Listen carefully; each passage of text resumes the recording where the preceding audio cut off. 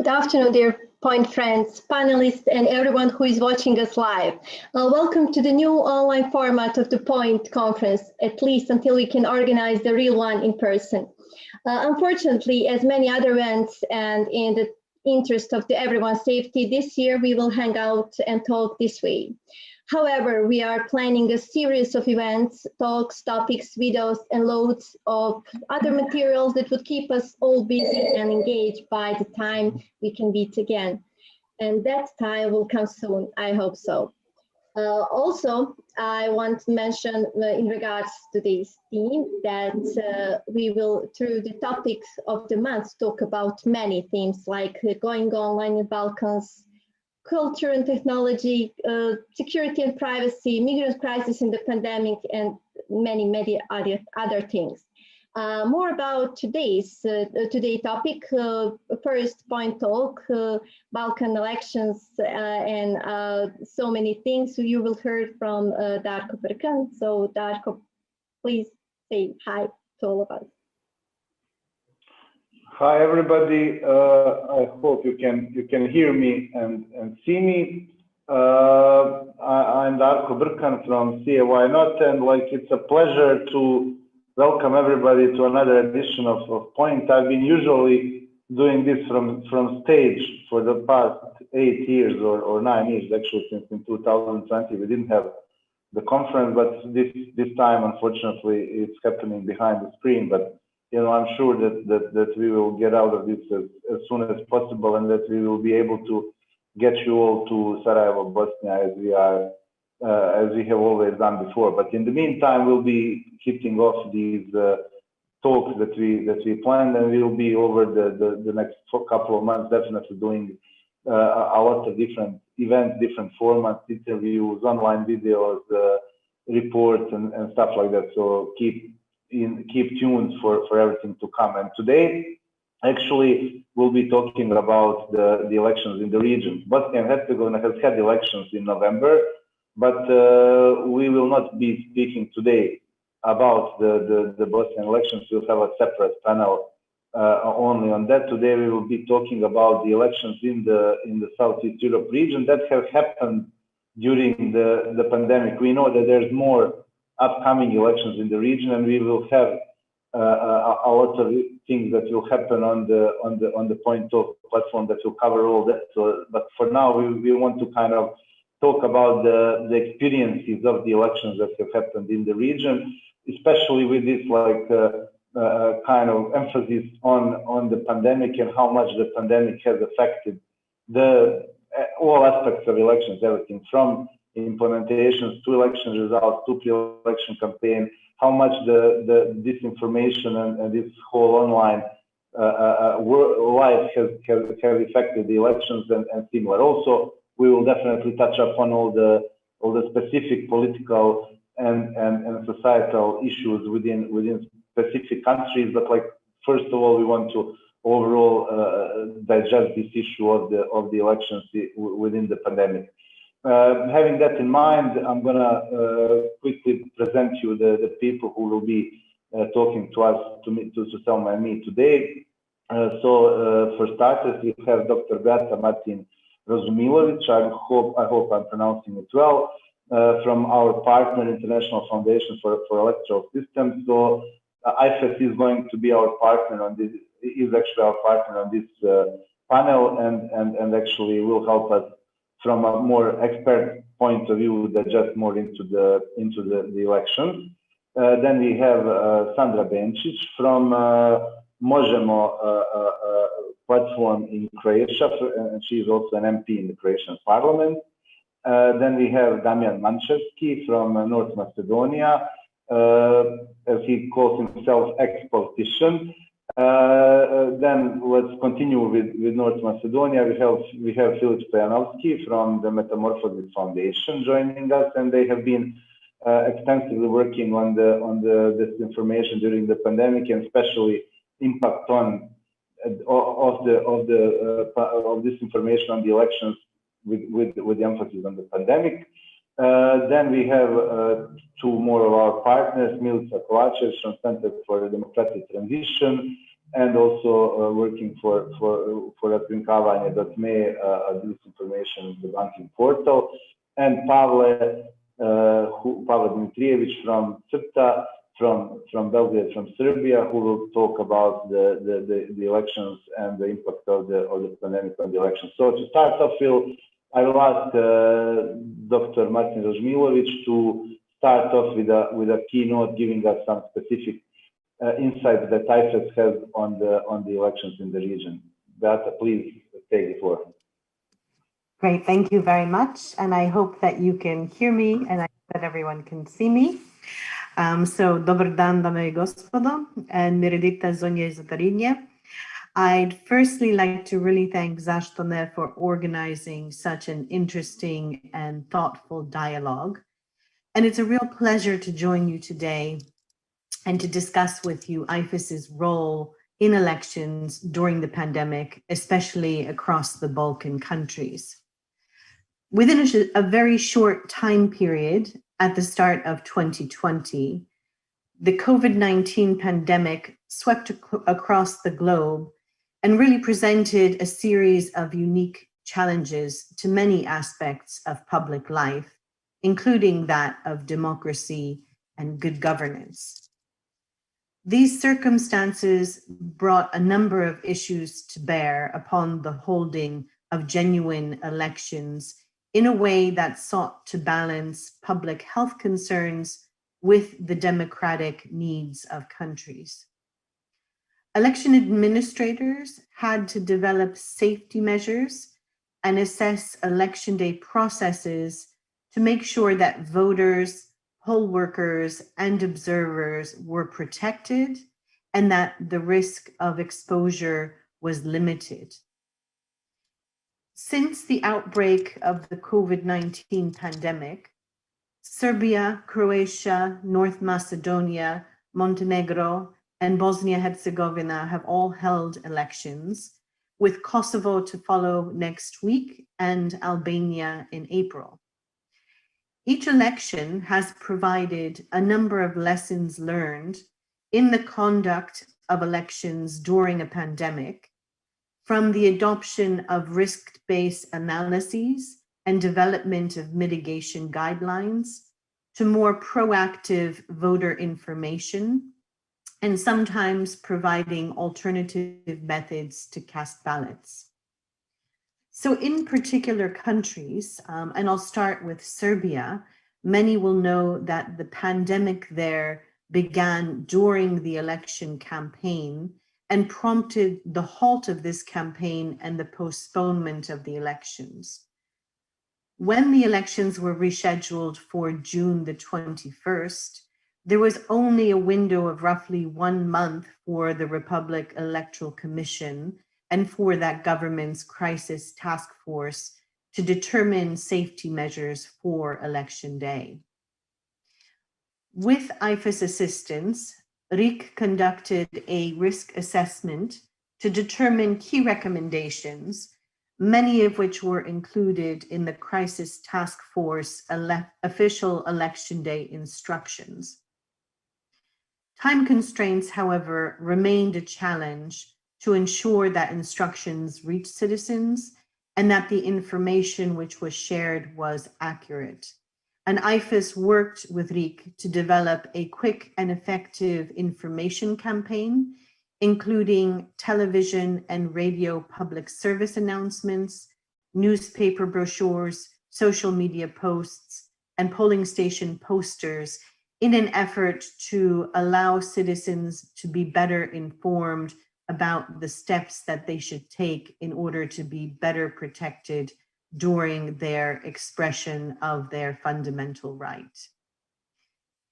In Croatia, in early 2020, IFES supported the State Election Commission in an electoral leadership workshop to hone their crisis leadership and communication skills, which are really key during a pandemic like COVID-19. Later on, in Croatia's parliamentary elections that were held earlier than planned on July 5th in anticipation of a COVID resurgence in the autumn, the State Election Commission worked closely with the Croatian Institute for Public Health to develop and issue recommendations for citizens to protect their health throughout the election process. As many of you will know, however, the SEC did face legal complaints regarding the possible disenfranchisement of voters diagnosed with COVID-19, and this became a feature to some extent of that election. 10 days later, in North Macedonia, early parliamentary elections were held on July the 15th, following their postponement from April. As parliament was dissolved before the pandemic struck, there was a legal gap regarding the discontinued election process and the setting of a new election date that was difficult to overcome within constitutional norms and legal norms that were somewhat silent on the issue and would pertain to the reconvening of parliament, and especially regarding what norms were extant in establishing a new election date. Through dialogue between parties, the Ministry of Health, the State Election Commission, and government, supplemented by public opinion surveys, the SEC developed protocols and safety measures, and IFES also worked to support voter education through a number of channels, including public service announcement videos, social media posts, radio messages, and newsletters, especially for marginalized groups. Then later in the summer in Montenegro, there were also parliamentary elections, the date of which was moved from October to August 30th in anticipation of a COVID-19 resurgence. There, the State Election Commission issued mandates for polling stations to implement mitigation measures on election day in accordance with the standards that had been developing across the region. IFES supported the SEC in Montenegro, including with crisis leadership and communication assistance in the months prior, similarly to what was provided to the SEC in Croatia. And IFES also worked with civil society partners to track coordinated inauthentic behavior on social media during the election period. And then most recently in Bosnia and Herzegovina, there were two significant elections. First of all, nationwide local elections that took place on November the 15th, following their postponement from October. And then Mostar's first local elections in more than a decade were held on December 20th. The Central Election Commission issued revised instructions for polling stations and election officials to protect citizens on election day. And these instructions were based on similar measures implemented elsewhere, complemented by IFES's own recommendations, drawing on lessons learned from across the region, as well as from public opinion survey data that was collected by IFES. Lastly, in Bosnia-Herzegovina, IFES assisted the Central Election Commission in the development of an innovative online training platform, which allowed poll workers to gain a deeper understanding of their roles and responsibilities while trying to minimize risk from in-person exposure. So a few lessons learned that can be drawn as key from these experiences in the region include four main points that I would like to mention today. The first is ensuring that public dialogue and messaging around changes to the legal framework or election date be inclusive, cohesive, and expansive, including all stakeholders in the election process, be that political parties, civil society organizations, and voters themselves. The second would be that coordinating across key institutions is absolutely essential to developing more robust responses, and doing so in a manner in which sufficient time is allocated for their implementation. So really there is no time to waste, and as soon as a country is aware that elections are on the schedule, they should really be thinking about how they can coordinate these kinds of COVID responses early in the process. The third would be developing targeted voter information and outreach campaigns to convey essential elements of that response, especially on how it impacts voters on election day, so that they know where to come, what to do, what to bring, and what measures they'll need to take. And the fourth is encouraging comprehensive and early COVID-19 sensitive training for election officials and for election administrators who may themselves be quite scared about the possibility of exposure and what measures are being taken to protect them. And finally, I would like to say a few words about disinformation in this context. A considerable challenge to election integrity across the region remains this issue of disinformation. And this has been further exacerbated by the COVID-19 pandemic in what the World Health Organization has now termed an infodemic. With an already crowded information environment, voters are faced with influence operations or with misinformation about election day processes related to COVID-19, the risk of exposure to the disease, and how parties and candidates and governments are responding to COVID-19. In Serbia, for instance, data shows that 49% of respondents were concerned that some of the information they received may not have been accurate, and 65% believed that foreign interference plays a role in the elections. Similarly, more than 80% of respondents in Bosnia and Herzegovina believe disinformation and misinformation influences the way voters trust the credibility of the country's elections. In Montenegro, IFES supported a civil society organization which identified a network of 51 entities on Facebook suspected of engaging in coordinated inauthentic behavior related to those elections, with a total of 16 million interactions across all posts. The suspected network was shared with Facebook, and their threat intelligence team confirmed the value of the information that was shared with them. All of this represents a clear threat to voters' trust in elections in the region, as well as the proliferation of inaccurate information. It is key for stakeholders in the Balkans to develop strategies to counter false narratives and to mitigate their impact on electoral integrity. And we at IFES very much welcome this discussion, which will serve as a gateway to drawing additional lessons learned on how COVID-19 impacts elections, especially as it relates to access to timely, accurate voter information, and what Kosovo, Albania, and many other countries around the globe can consider when seeking to ensure public health while administering elections during the pandemic.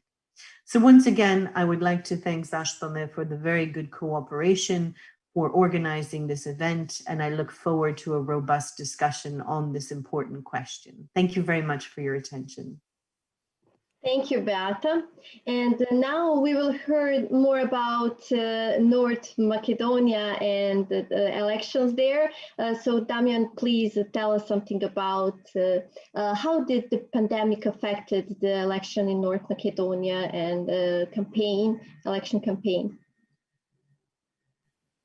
Well, first of all, let me thank you for the invitation. Yes, I would like to also join Mr. Burkan's comments. It would be much better if we met physically and discuss about this, but these are the conditions influencing everything, also elections.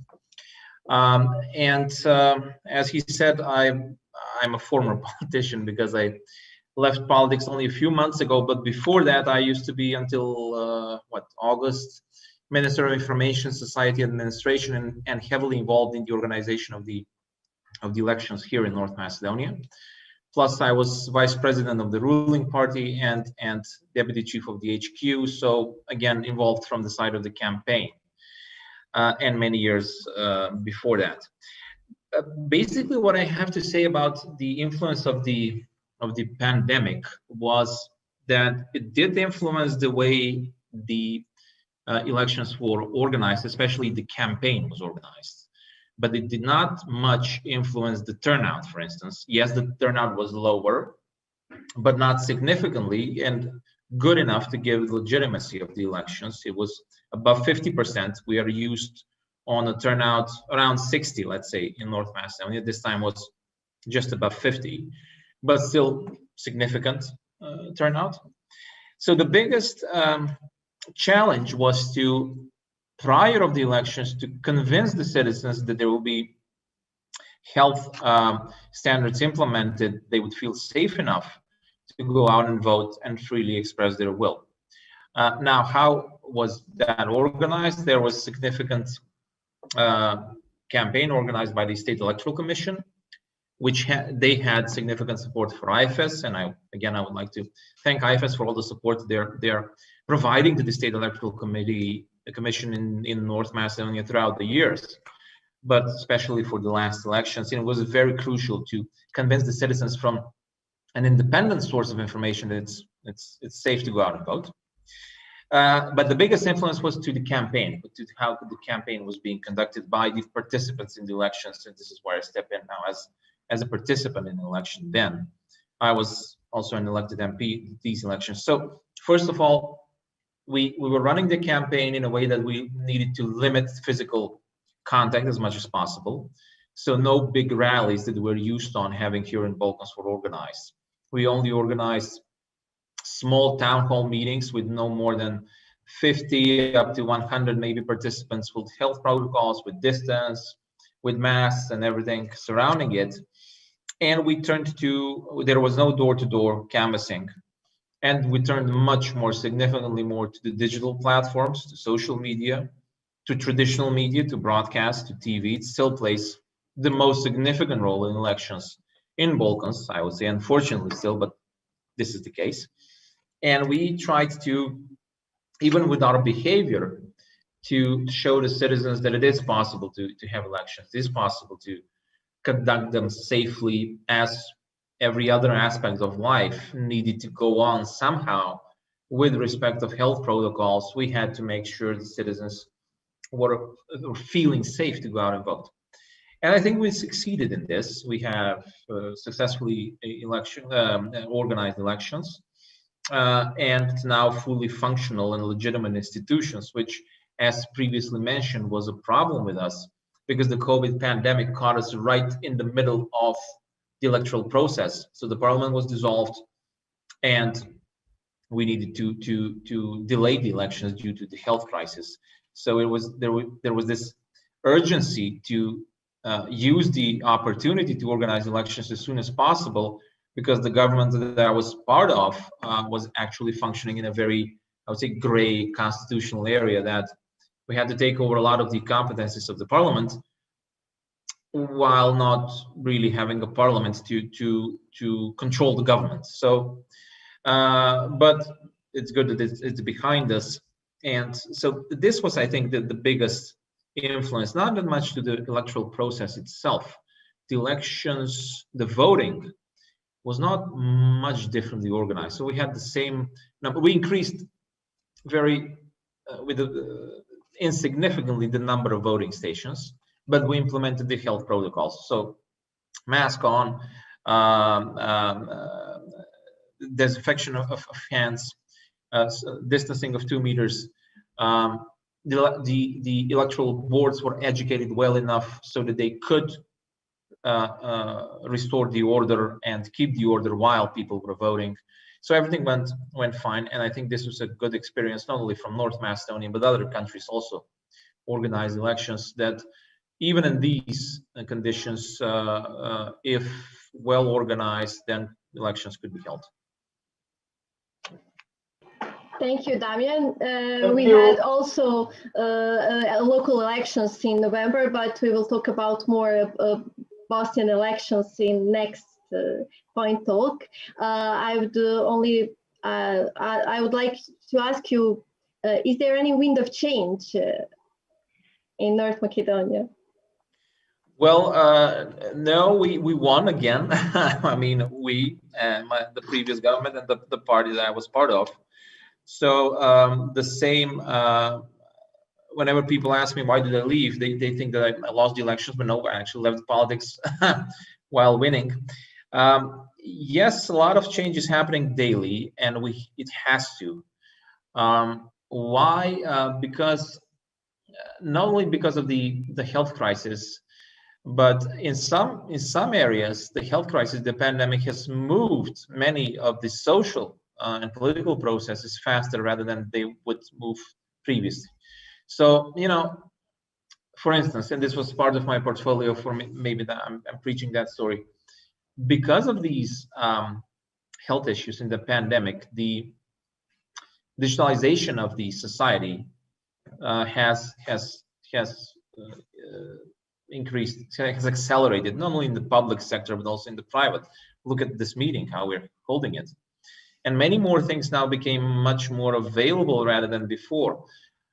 For instance, currently I'm in the private sector, but if for some of the meetings I'm having 3 times a day, today I can have it in 1 day.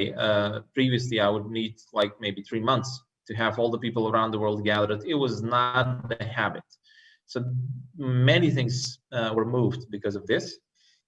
And also this reflects politics, it reflects everyday life, it reflects business. So even if when we go back to some kind of normal, let's hope that it will be as soon as possible, many things we will see that have changed in this period in between, that we will not conduct business as usual, that it will be some kind of hybrid model. I'm always in favor of human contact and direct contact, but still we will see that we have changed the way that we think, we behave, we conduct, and many of these processes will be different. Thank you, Damian. Thank you so much. Thank you, Damian. North Macedonia is probably one of the definitely most important and most interesting places when it comes to elections, and you've definitely had a few over the past couple of years. But it's hard to topple North Macedonia regionally. But I guess we have to move to Montenegro after this, because I think that's actually the place where it gets also very interesting. Both in terms of how the pre-election campaign was conducted and in the way what the results were and the whole story.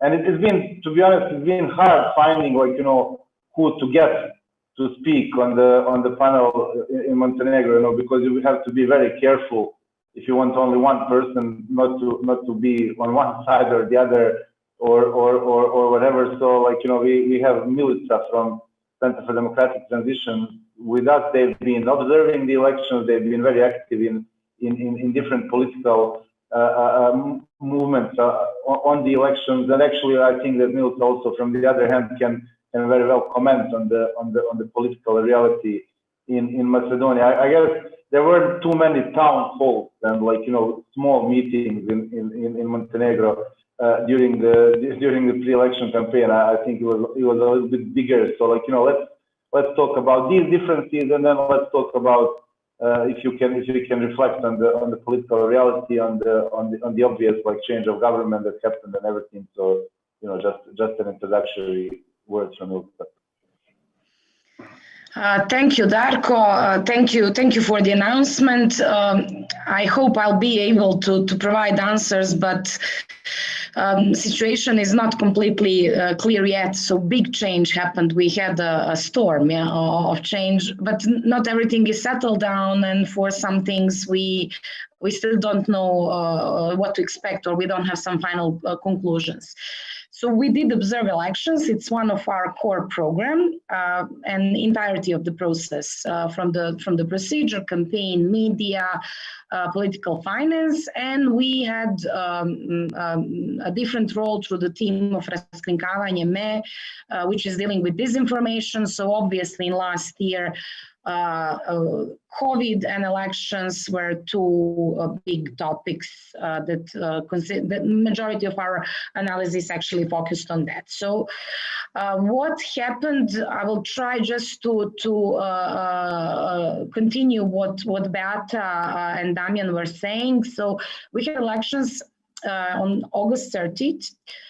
Which they were scheduled earlier than they had to be. So the last deadline was October.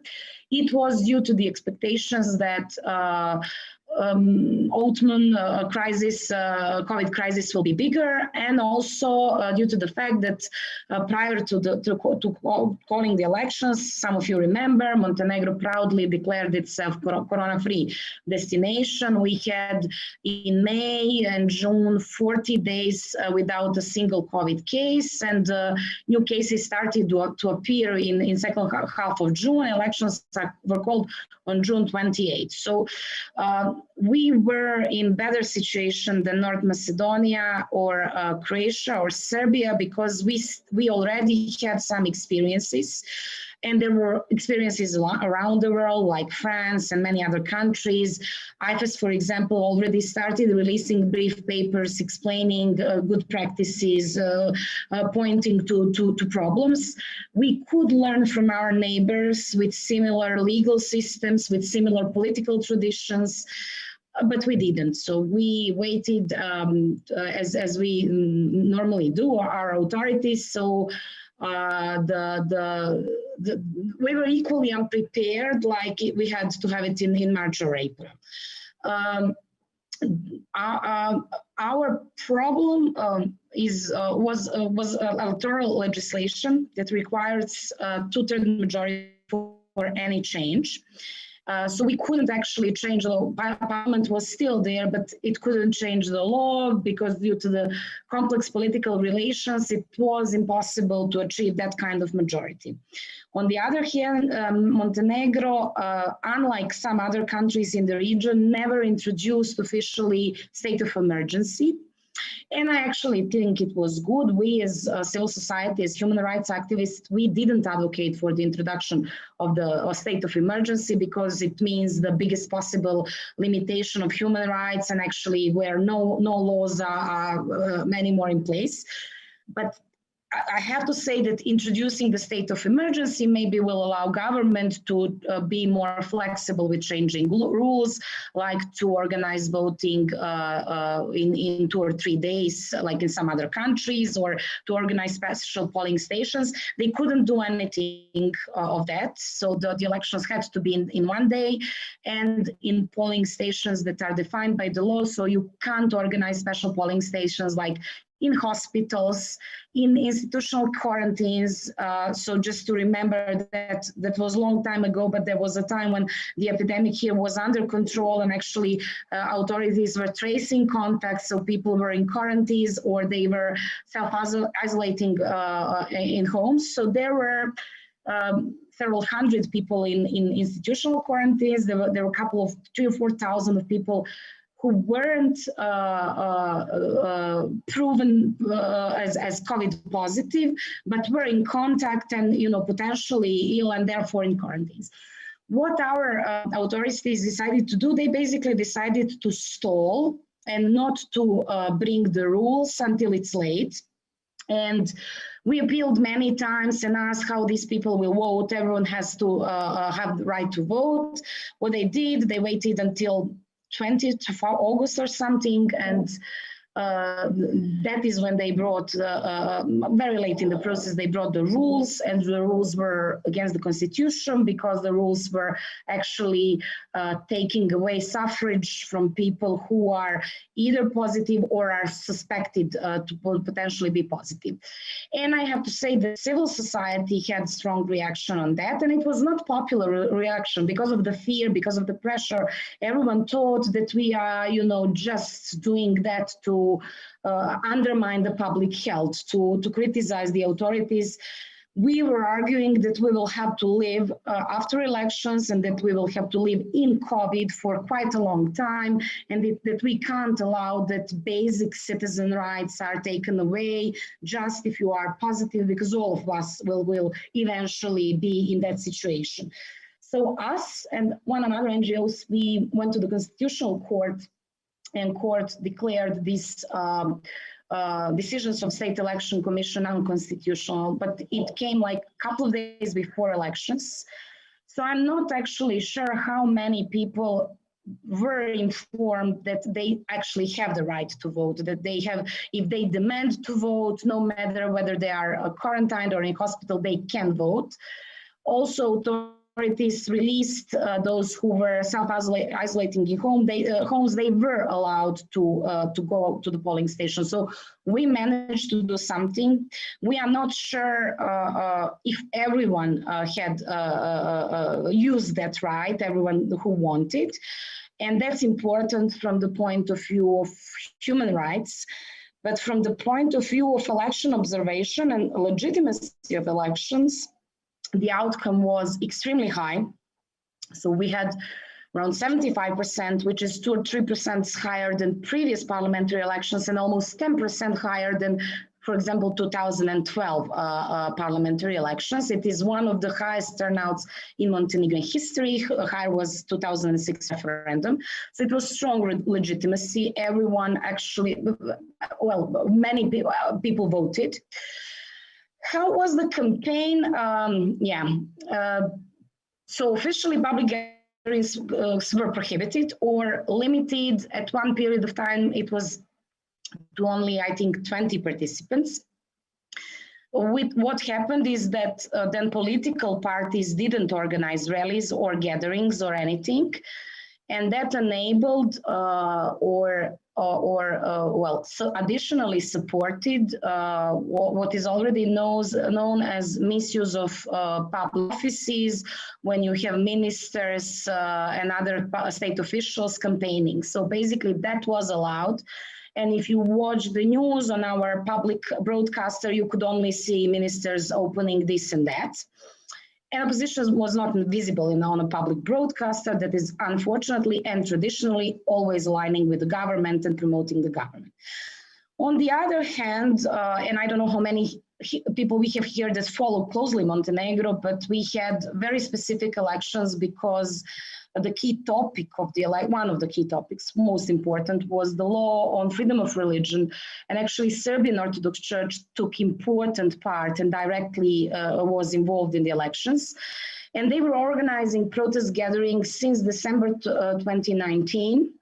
Then they stopped for some time during March and April when we had full lockdown, but then continuously there were breaches, violations of these rules, arrests, tensions, and everything. So we were watching big public gatherings organized by the church. Then obviously in a response, for example, for July 13, which is national holiday, there were big public gatherings of the other side. And that entire election atmosphere actually ruined any chance to enforce the anti-epidemic rules, because the rules were broken so many times that us, decent people that were, respecting the rules and trying in that way to support the struggle of the public health, we felt really stupid. We felt that we are idiots that are being punished for, I don't know, going out to take trash out after the curfew, while these things, these massive events, it's just impossible to prosecute that or to punish that. So that entire situation, I'm speaking about the crisis, the COVID crisis, continued after the election. And now to the political points, we changed, the Montenegrins voted to change the government after 30 years of rule of the Democratic Party of Socialists with its partners. So they were at least one mandate short to form the government this time. That was, it shows serious rift, serious division in the society, but that was point of very important celebration for a very big number of our citizens. So celebrations happened in the election night and in the days of after elections, and that is basically the point where health crisis was out of control, because then you had post-election big public gatherings of those that lost elections.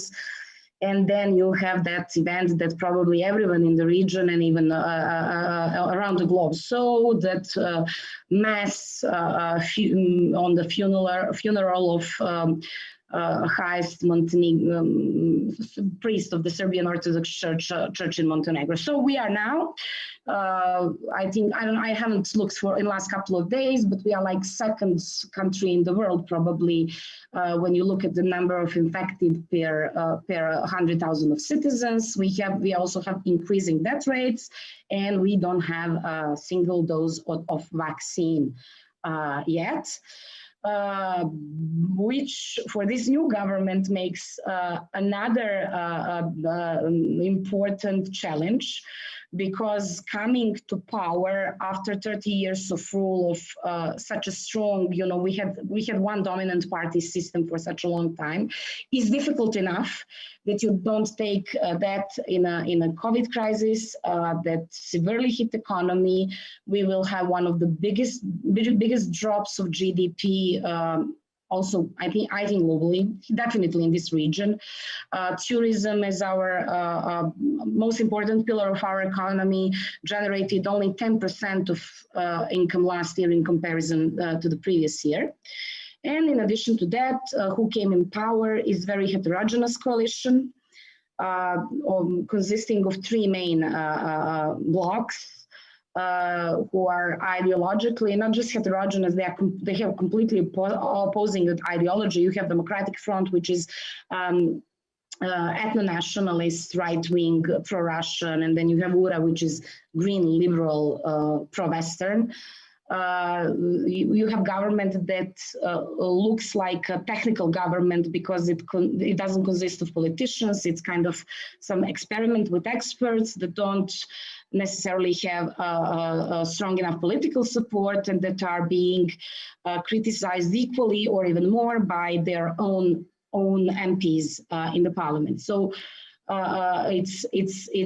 it continues to be an issue on COVID elections, and we, in our system, will have series of local elections this year. And Darko, because you are our guest often here, that all elections in Montenegro are historic ones.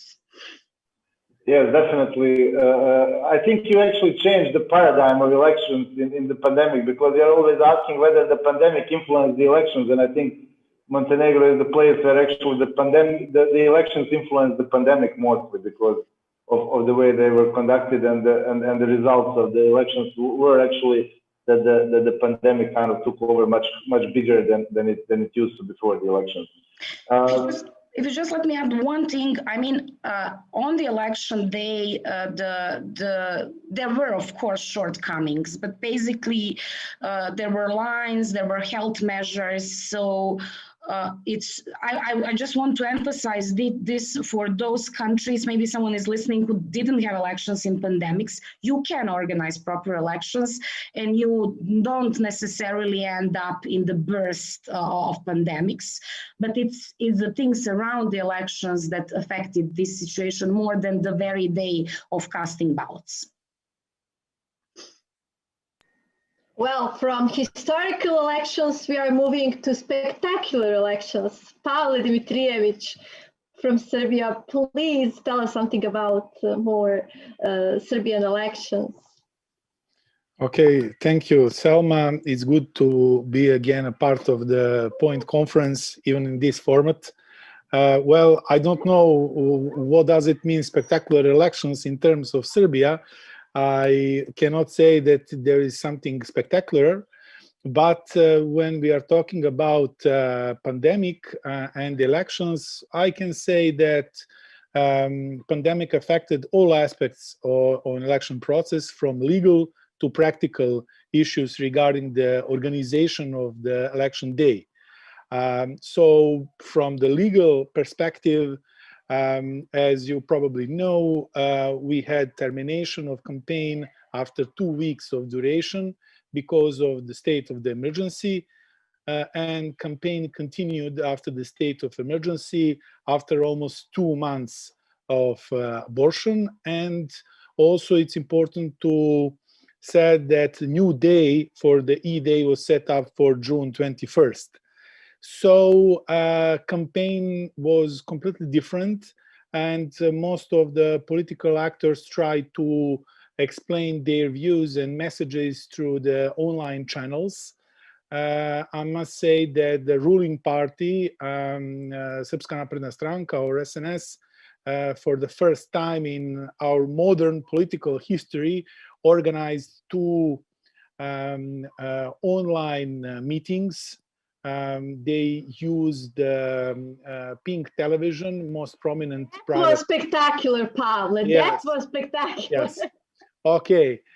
So they used pink television, most prominent private television in Serbia.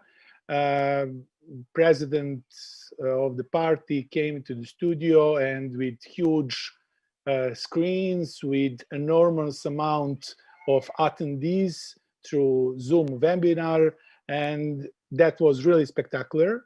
But otherwise, I can say that the rest of the campaign was really quiet, except the fact that ruling parties try to be more on field, but in terms they are trying to visit the households, and especially in villages, in small towns, and also to not to talk with the people, but to provide them with some packages of food, bread, help, or any kind of aid. So humanitarian work as a part or a way of political campaign definitely rule through Serbia regarding these elections.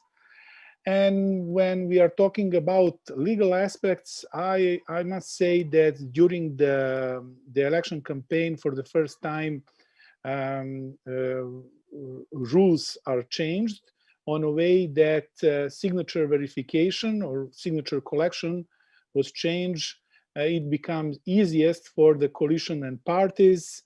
And also for the first time, we had a situation that Central Electoral Commission start with electronic sessions, which is also something completely new in organizing elections in Serbia. Also, I would like to stress the point that due to epidemiological situation, voters had the chance to have a longer period to register to vote outside the polling station.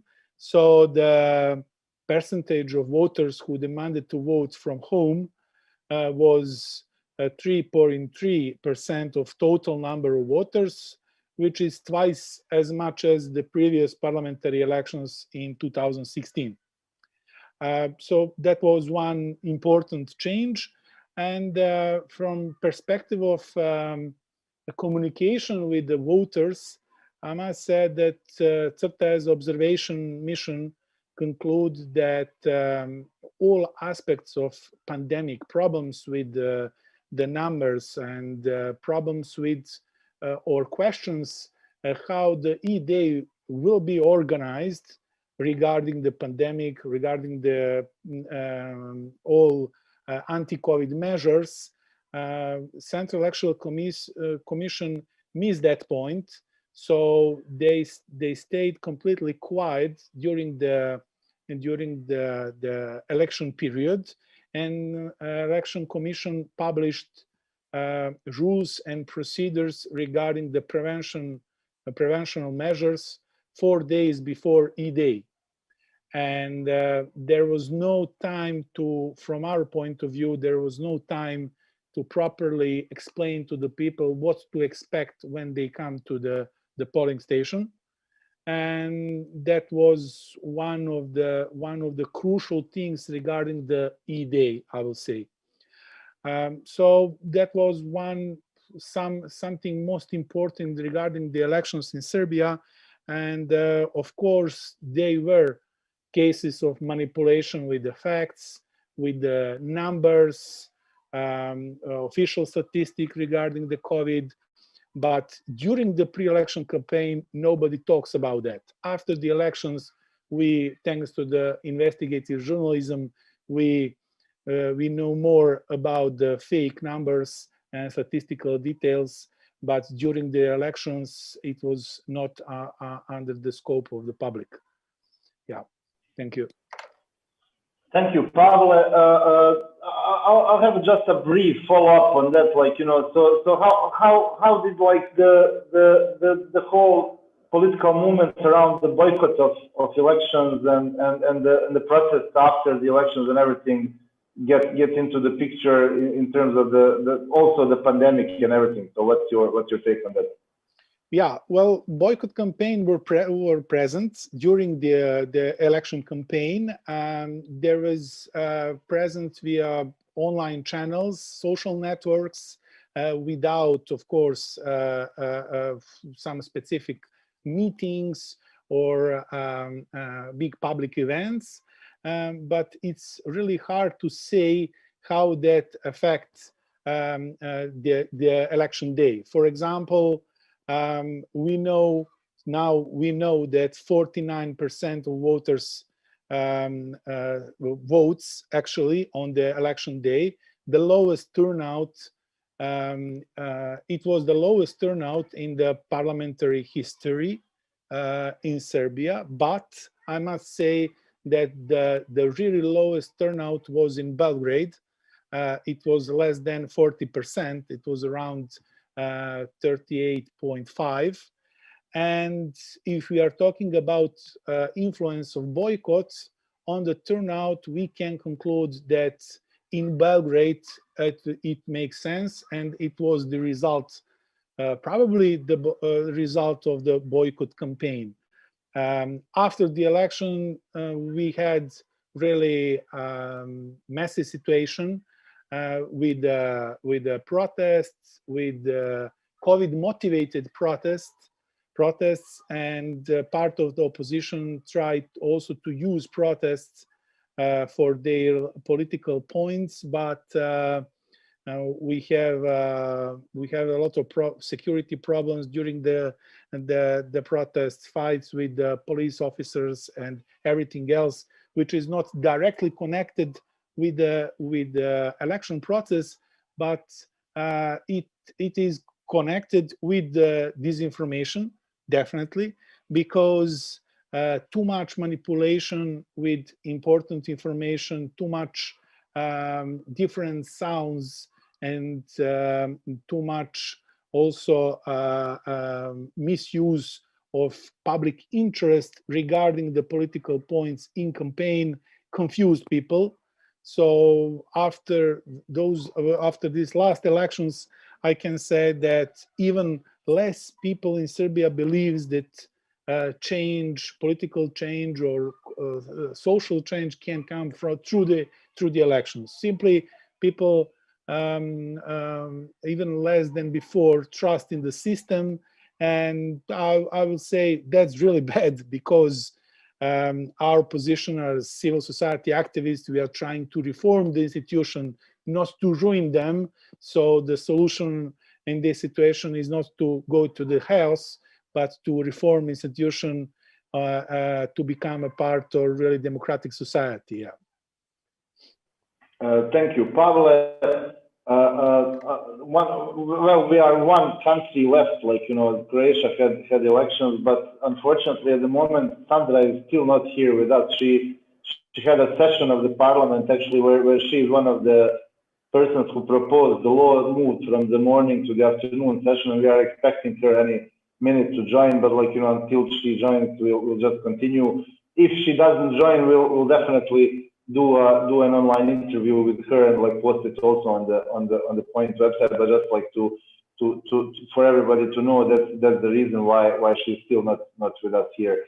So with that in mind, we'll get to our last panelist, Philip is from Metamorphosis, North Macedonia, and with this we go into this, like, you know, other topic of the which we have kind of dwelled upon a little bit so far, but like, you know, we wanna talk more about the disinformation during the elections and the pre-election campaign, and in general with connection with the pandemic. So Metamorphosis has done a rather extensive research on the COVID-related disinformation with an emphasis on elections. So could you please tell us what happened in North Macedonia in regards to that, Philip? Hi, everybody. Glad to be here and participate at this esteemed panel. We have been part of the Point Conference for years, and we miss all the, how can I put that, opportunities that arise from also physical contact. But we are happy that we have this transformed format at least, and there is so much to learn in this way too. I will share first some of the basic findings that we had through our research and experience at Metamorphosis Foundation, which combines different approaches in order to tackle the problem of disinformation, from fact-checking to general journalism reporting to basically advocacy, research, and capacity building of civil society and media. As an introduction, I will share a few slides that exemplify this this situation, but I'm trying just to, oh, I cannot share the screen. Darko, could you try to do that if you please? Because I'll try, but continue speaking and I'll try sharing if possible from my side. Of course, yeah, if you can, please share it. So basically, we start from one basic premise that even before the pandemic and the infodemic, as it's usually called, the surge of disinformation related to the pandemic, and even before the campaigns that included disinformation regarding the elections in North Macedonia, we already had a very low level of public trust in the country, which has been a result of years of propaganda and years of backsliding from democracy that we had in the previous decades. Now, with the process of restoring the democratic character of the institutions that started in 2017 after the 2016 elections, we have different types of activities that has been conducted by the institutions themselves, which have gone into the direction of improvement of the situation. But still, we see that the effects of the disinformation campaigns, which were part of the previous populist regime and are still part of different political centers who have been related to it, have a very long-lasting effect. What we can see is that, for instance, a research done within the scope of our project, Critical Thinking for Media by Citizens, or CRITINC, which is done in cooperation with Eurothink and another organization from North Macedonia, is that the population has already been very susceptible to conspiracy theories and to other forms of disinformation, which is common to most of the Balkans. And for instance, this research showed that over 60% of the surveyed citizens are susceptible to specific conspiracy theories related to the COVID epidemic. Some, not to all of them, but to at least to some conspiracy theories, a large percentage of the population has already been under that influence. If the research also showed that the pandemic increased the widespread mistrust into the institutions of liberal democracy and the concept of democracy themselves. One of the outcomes was that many people thought that or expressed opinions that only a strong hand rule can solve the pandemic, which is indicative in itself about their general outlook on how the state should be run. And even though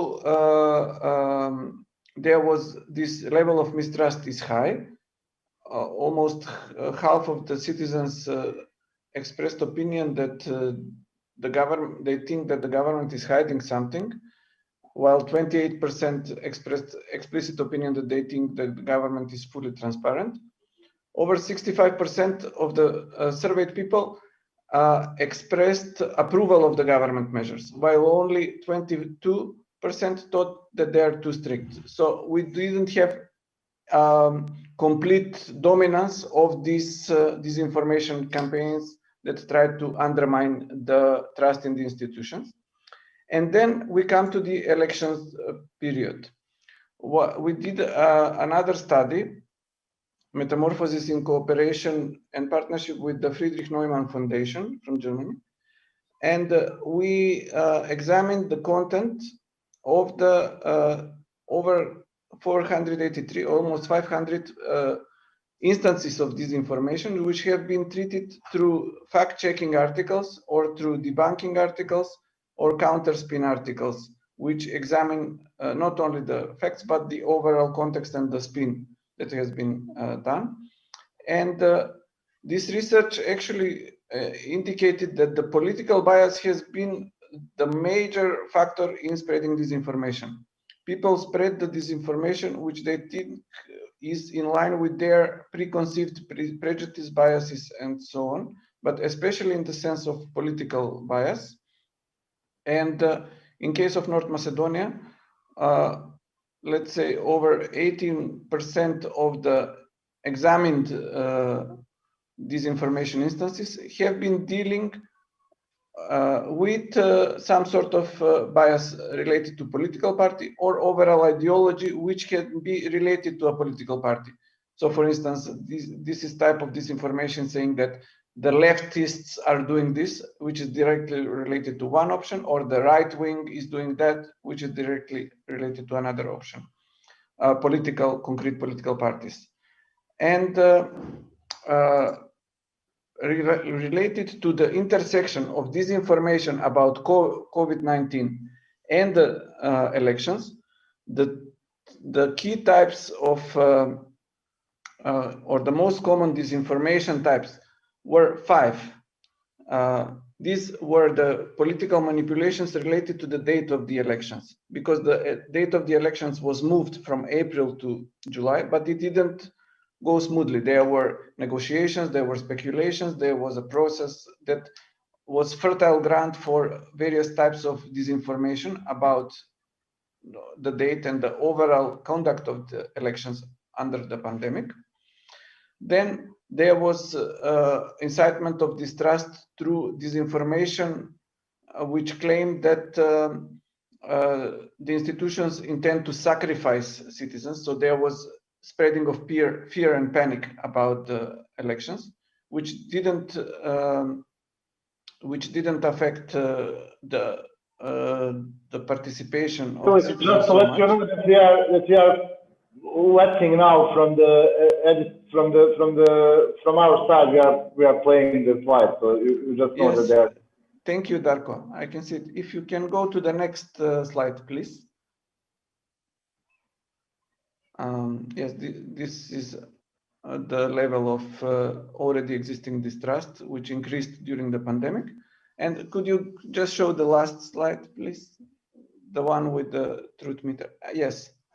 So the third type of disinformation related to COVID and the elections was accusations about the politicians tailoring the health protocols to fit their needs, meaning the politicians in power, or some politicians also released disinformation about certain groups having preferential treatment. That was not the case, or that was not, there were no, on election day or before or after, there was no credible claims about this, but this was some sort of, some politicians tried to incite voting for them by trying to show that certain groups will be preferred or And also there were speculations about changes that would come after the elections, which were not substantiated by actual evidence or were not part of the political programs of the parties.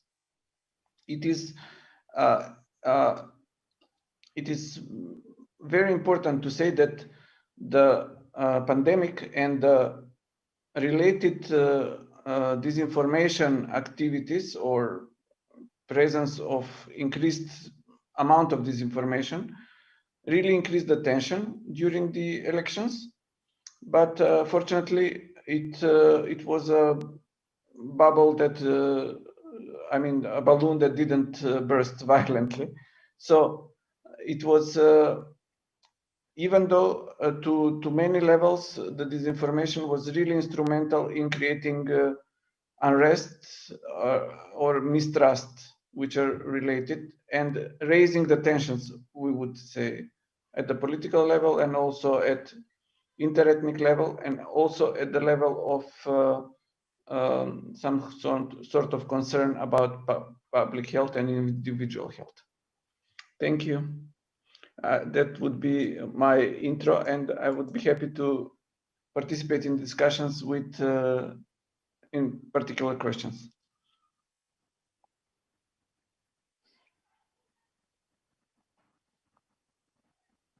Okay, I'm back here. So basically now we are moving on to the disinformation part of the talk, and Philip has kind of given us a slide into that. My question to actually all of you, and then you can take it in turn however you want, is like, have you observed political parties or candidates on the elections that were actually using, first of all, using disinformation, but then more specifically using disinformation on the pandemic as like a pre-election slogans or messages, or have they been engaged? Because we have seen in Bosnia a couple of those examples where actually people were even like, you know, running their campaign on disinformation about pandemic and disinformation in general. So like, you know, what's your take on that? Did you see that happening, and how did it all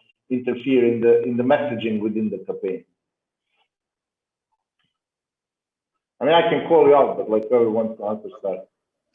I can maybe begin. So there was quite a lot information that had relations, this information that had relation both with pandemic and with elections. And with politics. I mean, in this specific situation, entire protests around the freedom of religion law were kind of pre-election campaign, even before the elections were called. So one of the first were in March with the first cases of coronavirus in the region. And Montenegro was the last country in the region and one of the last in Europe that actually had confirmed case. First confirmed case was March 17th, but the government the authorities were already preparing, and we were already introducing some measures even before the first case.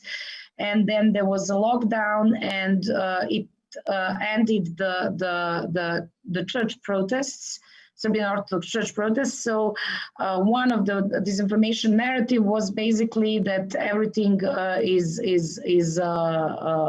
false, that the virus doesn't exist and the pandemic is false, and that is being invented by at the time ruling IFES and their leader Milo Đukanović to stop the church from organizing meetings.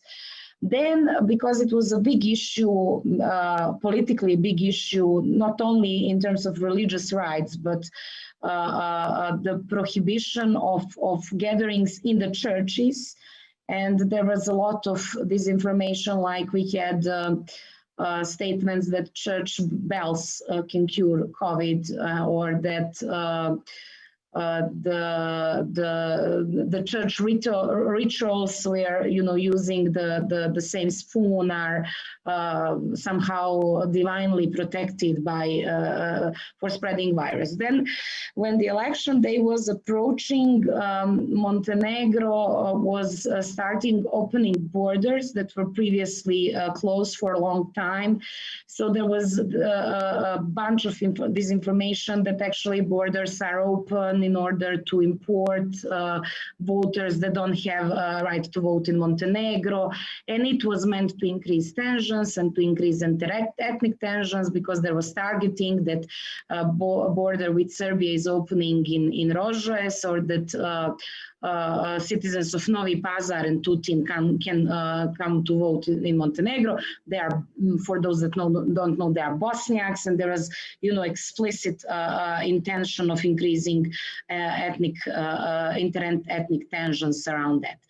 As for the politicians, pandemic was the topic, but mainly was, you know, the criticism towards the, at the time, government of being unable to handle it properly, and, you know, promises of everyone, basically how they would do better. I remember one disinformation coming from the high official of political parties. He is now mayor of Budva. Budva also had local elections together with parliamentary, and it's one of that famous disinformations that I think we all in the region debunked, that was spread all around, that actually people are being paid to stay in hospitals and to admit that they have COVID. So he said that for the one COVID hospital in the north that actually was really full of with patients, you know, and people in very difficult condition at the time. And then throughout this whole, there was, and I think that still many people believe in that the danger of the virus and of the pandemic was exaggerated in order, you know, to prevent this social mobilization, these political movements and things. And I also think that contributed significantly to this problem today, that you know, one would think that new government came and that the relief came and that people will respect the new strict measures imposed by them, because they got high legitimacy on these elections with very high voters outcome turnout. But no, actually, it's very difficult now in Montenegro to introduce any new prohibition because people just don't believe in virus or don't believe in measures. And Montenegro situation is somewhat improved now, but according to one poll, I think from last month or two, had the lowest percentage of those who would get vaccinated. Well, good for them because there is no vaccine. But anyways, I mean, it was kind of topic. It was mainly disinformation narratives were mainly aimed to underestimating the risks and dangers, and we will be seeing consequences of that, because for such a long time people were from different sources convinced that there is no danger. I also want to say in terms of disinformation environment, we did media monitoring and we are doing disinformation monitoring all the time. So media in Montenegro are heavily polarized, and that especially becomes visible in election campaign when you see the obvious political bias of practically all outlets, and that is something that our media monitoring confirmed. But Montenegrin media mainly are not producers of disinformation in this narrow sense that this is something false that is deliberately created to deceive and to manipulate. So they would have mistakes and faulties and bias reporting all the time. But as we already know from regional researches that Zašto Ne did, in case of Montenegro, birthplace of most widespread disinformation are actually tabloids from Serbia and several strong regional right-wing portals. So even around these things, this disinformation that Montenegro is opening borders, then that Croatian football clubs fans will come to create incidents, that criminals from Belgrade will come to create incidents, that terror, the mainly birthplace of this disinformation were Serbian tabloids. Thank you, Milica. Well, I have some kind of two-in-one question for all panelists, which will be some kind of general conclusion. The question is, how the pandemic affected and changed the elections in Balkans in terms of election preparation and holding of elections? And whether the pandemic was abused, and how and did it affect some kind of turnout? Selma, I just want to give more people the chance to answer the question as I posed. So let's get back to that later. Damian, what's your take on this information in Macedonia? And I know that there have been issues such as like the name issue and the European Atlantic integration issues that were definitely in the forefront of the issues in Macedonia on the elections. And how did this information play into that also? If you could touch upon that. Well, on the specific issue of the disinformation, I would say that we were a much bigger target of field of disinformation during the referendum for the name change rather than for the elections. And this is when, during the referendum, which was held 2019, there were strong geopolitical forces involved into strong disinformation campaigns in North Macedonia. That, in a way, gave some grounds for this, but at the end of the day, everything turned out fine, and we were able, with the truth, to fight the disinformation.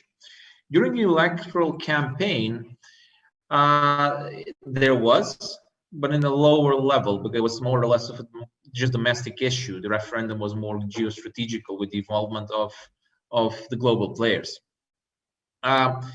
What happened during the electoral campaign, it was prior of the elections that there were a lot of disinformation because of the attempt of the opposition to further delay the elections, and they were using the arguments of the health safety issues to further delay the elections due to their own political benefits.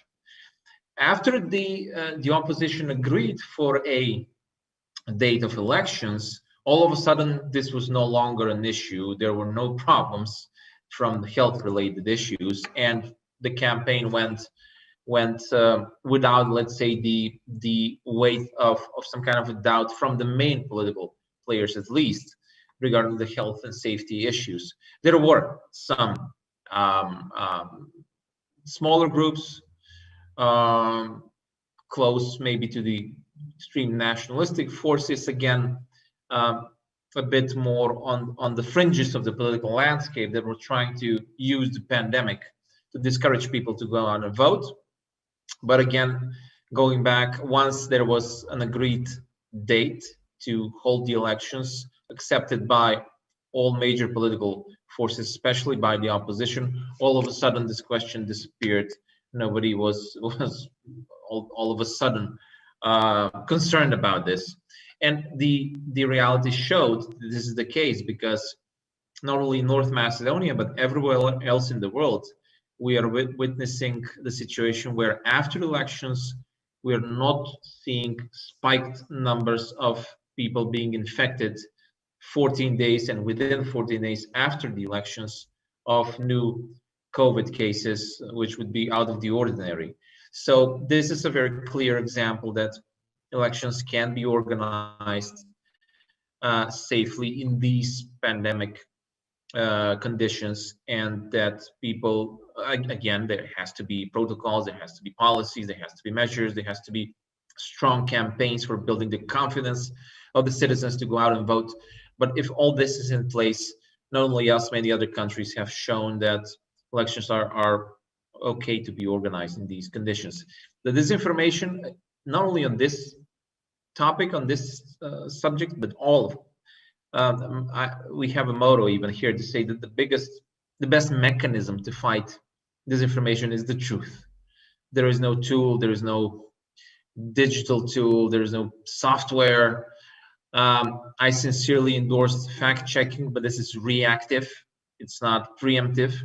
So the truth, presenting the truth everywhere and through all platforms and channels is the best way to fight disinformation on everything. So the same goes for this subject as well. And Pavel, finally, how did this information play into the Serbian elections and in general? Like not only the pandemic one, but the general disinformation. Yeah. Well, when we are talking about disinformation, it's interesting to say that in case in Serbia, we had two important disinformation players. One was actually the member of the crisis headquarters during the pandemic. Probably the region know for the professor, Dr. Nestorovic. He tried very often to actually confuse people because he sent the messages that there is no pandemic or all measure which were obliged is actually the fake or not necessary. So the problem is that he actually spoke as a person, as a prominent person, as officially member of the crisis headquarters. And in the same time, or 20 or 15 minutes after that, the rest of the crew sent completely different messages, and that confused people at all, and it's still confusing even after the elections. And the second thing is that we on elections we had the political party who tried to present the pandemic as a theory of change, you know, and that everything is fake, that there is no pandemic, and some forces are united against the humanity, and that's the reason of pandemic, and that's the party Dosta je Bilo, and they try to attract people who and voters who don't believe in a pandemic. They didn't pass the threshold, but they are still active in spreading fake news and disinformation, of course, and they continue ruin the trust into the system. They are tried also to ruin the whole election system because they produce thousands and thousands of fake complaints in order to collapse the whole administrative system of Central Electoral Commission. They didn't succeed, of course, but it was unfortunately interesting to follow. Yeah. Thank you, Pavle. I have for all of you one question, actually two questions from the audience. If there anything which you would monitor differently now, or even something new specific to this situation for those who have no experience of elections during a pandemic? And of course, one question from audience regarding vaccines. What are the attitudes of the ruling party in your countries? We can maybe make this a final round. So we'll start with Philip and then move it as a final round. So include any of your closing remarks also with this also. All right. I mean, it's very important in regard to monitoring of the elections. It's very important to establish a network of monitoring also at local level with people working directly across the country. Usually, most of the media, NGOs, and other constructive actors are located in the capitals, and there is this disproportion in how can I put that, in the region in regard to the visibility of activities in the big cities and the rural areas. and across that board. I would also like to share something about the general situation.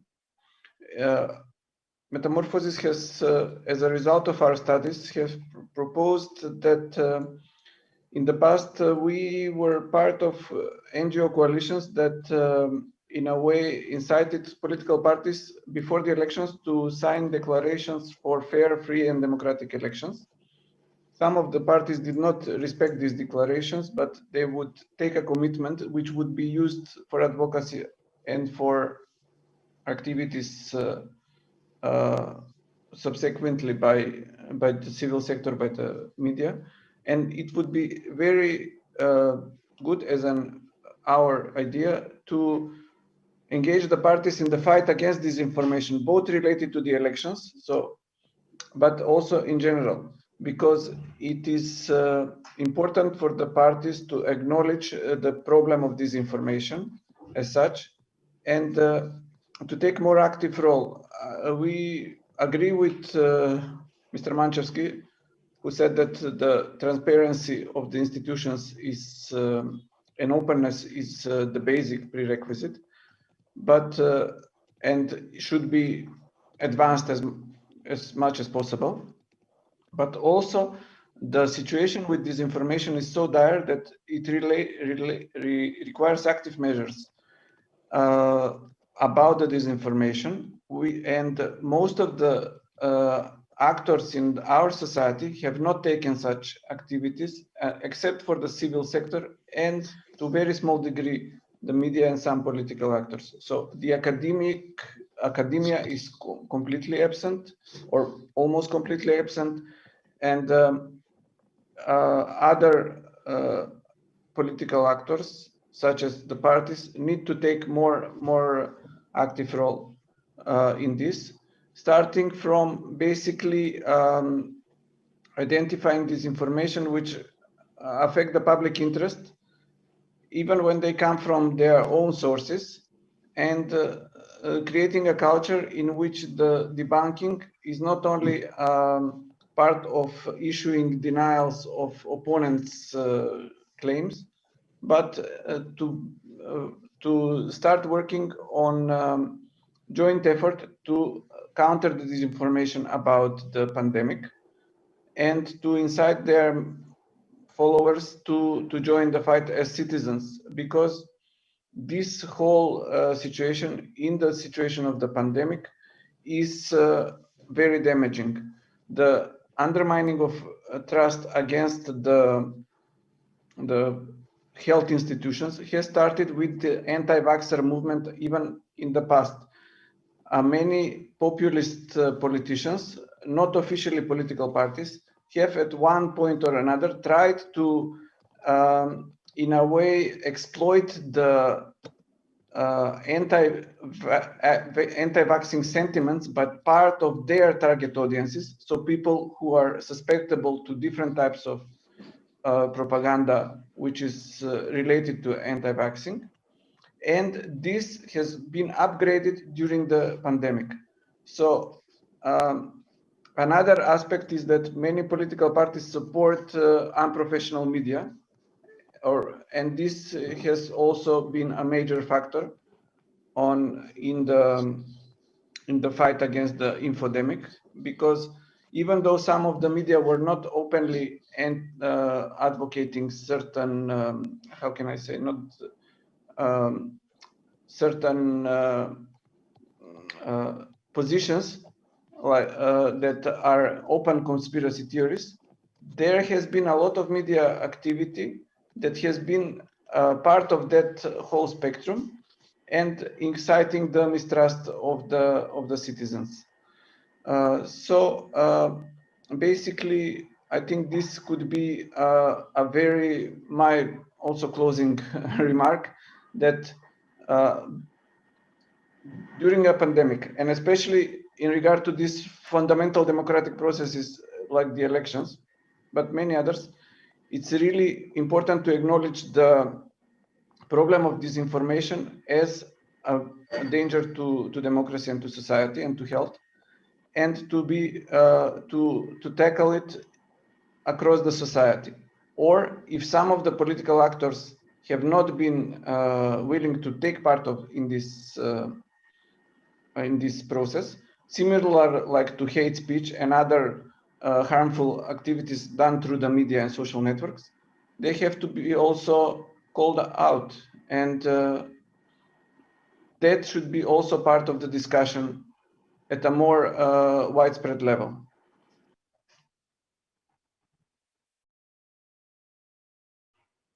Selma, you're muted. Selma, unmute yourself.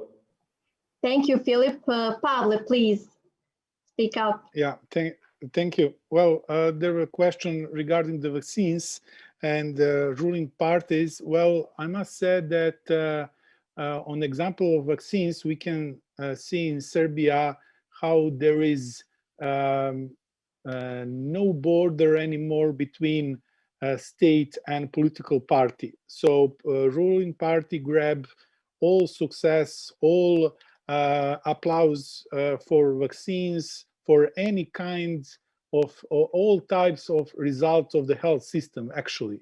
So even in campaign, we had TV shows and promo materials with doctors, people in white uniforms, wearing the messages to support ruling parties. And all this situation with pandemic shows that in Serbia, there is no border, really no border between public interest and state and parties, political parties. And we will see in upcoming period how citizens will react, because of course it's not normal in the society to don't know what is the state and public interest, and there is no monopoly of one political party. And there will also question what we as observers can do something different in observation. Well, one of our conclusions is that we need to improve further the process of educating and how to inform citizens or voters about their rights, and also to improve our online tool for education of observers. For the first time, we successfully manage it. We online to educate all our observers for polling stations and also long-term observers. It was great experience, but with a lot of stress. So for next elections, we will improve it additionally. And thank you, and apologize from my side because another conference is just starting. So from my side, once again, thank you for inviting me, and it was a great pleasure to speak with all of you. Thank you, Pavle. Pavle basically answered another question from audience. Do you have any advice for the upcoming election in the region? Question from Albania. So Milica, Damian, please note that. So Milica? I would like to say something that Pavle didn't mention, and I think it's important, and I think it's important for the concept of points, because I'm hoping that this year's point, the way it's structured, actually can maybe offer some ideas on this. So in terms of traditional techniques of monitoring, yeah, it's more difficult, it's complicated.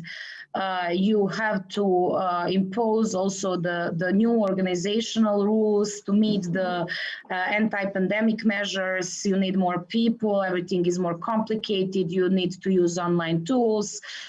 But this is all doable. We know what we are doing. But what we've seen in these elections, I mean, in the time of, or in the era of disinformation and in the time of pandemics, we all saw that campaigns, political campaigns, are significantly shifting online. and on social media, and that the disinformation campaigns are going the same direction. So I'm thinking, I'm talking to people, to colleagues about something more useful that or more effective that would be monitoring of online media in elections, and especially of social media. So some organizations are doing it. There are some good examples, but still this is quite experimental, because there is no yet some comprehensive methodology that will allow us to collect all the information to get the full picture, or to assess how much is that influencing generally the public opinion. And moreover, it's even more difficult. So you can monitor, you can have some assessment and some conclusions, but what is important for election observers is how do you react, how do you stop that, how do you change that.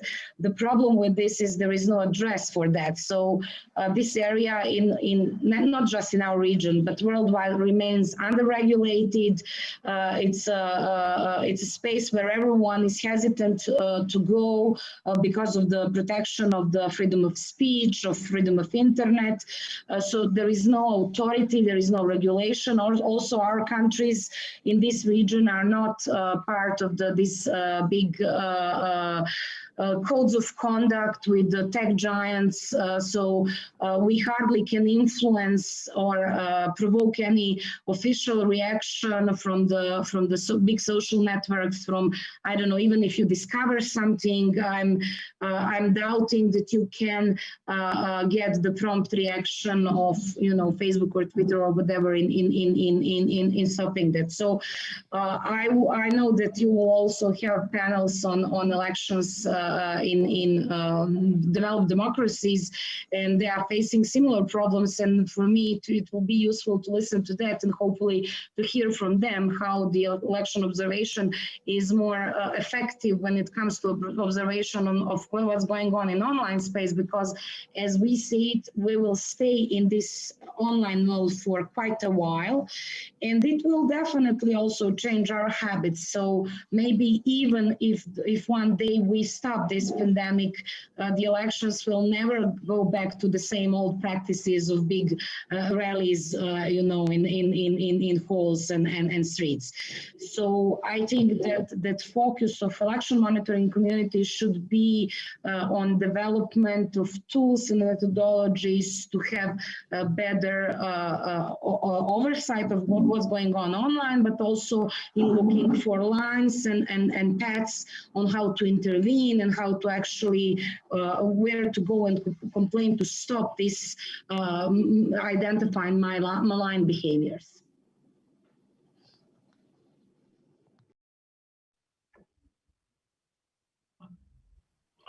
You are muted again, Selma, so I'll just call out Damian again. Yeah, I guess she was saying that.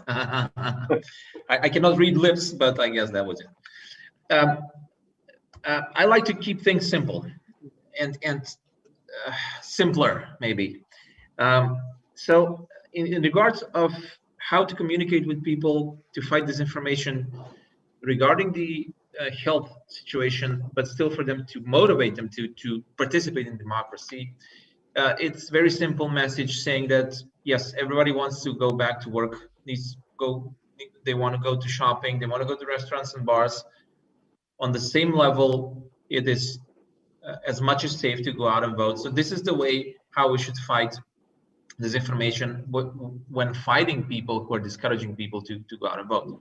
So there is, if we want to keep any kind of sense of normality, as the way we are organizing, how to go to work, how to go to school, how to go to this and that, we can organize elections. And this is the level of messaging we need to just communicate with people, just to encourage them to participate in democracy. And I think so far we haven't seen any example in the world that people did not go out and vote in relevant, let's say, numbers. In regards to the how do we fight disinformation in social media, I'm going to relate a bit to what Ms. Kovacevic said. Look at the US elections. I mean, the beacon of democracy in the world, and look at what happened. Did the social networks react? No, they did, too late. after it was all finished. They will never do that, no matter who you are, because they're only a tool. They're only a tool, and any tool in the hand of a wrong person is dangerous. If you give someone a book, they can kill you with it by hitting you on the head. So it's just a tool. You cannot expect anyone to protect you for that. It's really very basic, good people against bad people. That's it, no matter how ridiculous it sounds. So we must, as citizens, be engaged enough to differentiate, no matter where they're coming from which political parties. They're good and bad people in all parties. Just to differentiate at this level, that will be enough. And I think we do have the power as societies, as people, as individuals, to present at least this information, which will be valid enough or good enough for people to decide. And something that I fully agree with also what Ms. Kovacic said, is that this pandemic, even when we go back to some kind of normality, fundamentally changed the way we're going to conduct politics and especially electoral campaigns.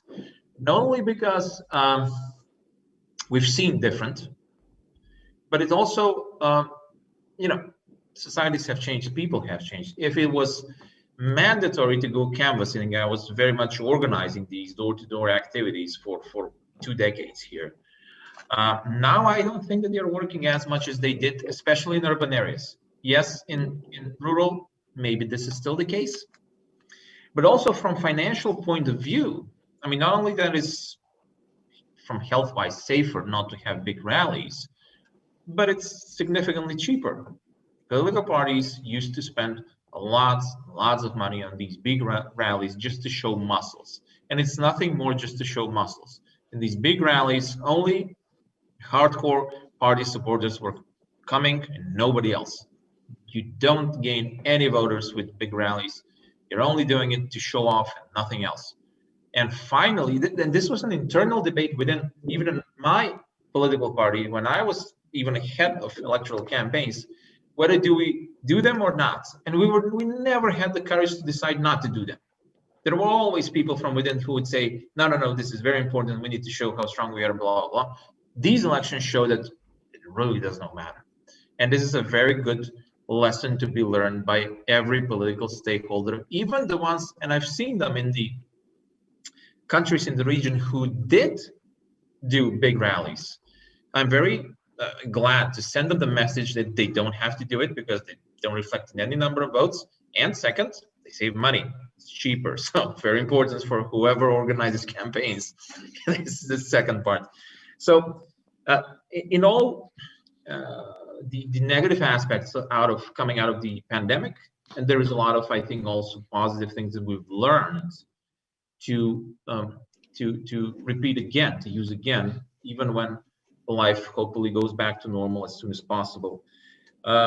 Regarding the question, I sent my answer in the chat. I'm just going to repeat it again. It's very simple. During the electoral campaign, monitor big rallies and if there is social distancing and wearing of masks, as in everyday life. During the electoral day, distance, mask, hand disinfection. That's it. But it's very important to engage the local community, and this is what I fully agree with Philip, that you need to engage local stakeholders, local NGOs, as many of them as possible, to have overall view on the situation. Thank you, Damian. Thank you, all panelists, dear friends, for your time, for your expertise. Also, I would like to thank all our audience. Thank you so much for watching us. And for the final word, of course, I will ask our Darko Brkan. Yeah, I'll be just brief. So thank you all for being here. First of all, I need to thank all of our partners that have been out there for years. Like, on the first place, our co-organizers, Action C Network, and all its members, all of our regional who have been here throughout the years and who have been there for the Point Conference, and we definitely hope to see you again. I would like to thank IFES for being like kind of a co-sponsor of this particular panel and event, and of course, like our partners from the beginning of Point, that's National Endowment for Democracy and Balkan Trust for Democracy, for their support.